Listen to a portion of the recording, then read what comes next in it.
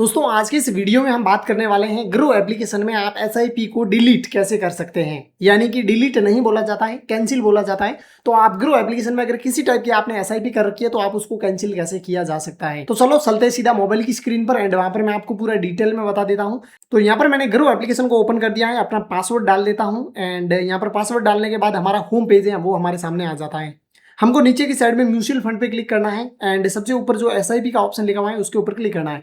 अब जो भी आपकी एक्टिव एसआईपी होगी सिंपली आपको उसके ऊपर क्लिक करना है, जिसको आपको बंद करना है उसके ऊपर इस तरीके से क्लिक करना है एंड आपके सामने एसआईपी का इंटरफेस आ जाएगा। यानी कि इस एसआईपी को पूरी तरीके से मॉडिफाई करने का ऑप्शन आ जाएगा, जिसमें आप इस एसआईपी को स्किप भी कर सकते हो। इस एसआईपी को आप ठीक है इसका अमाउंट एंड डेट भी चेंज कर सकते हो।